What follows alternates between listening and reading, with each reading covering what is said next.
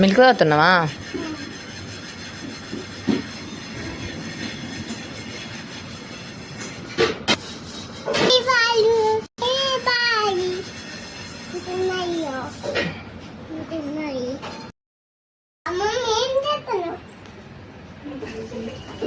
Juice చేస్తుందంట.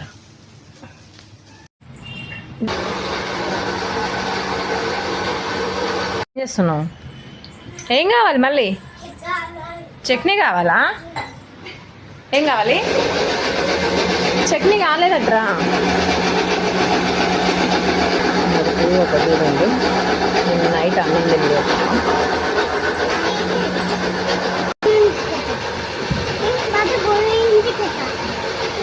ఎవరికి తినిపిస్తావు?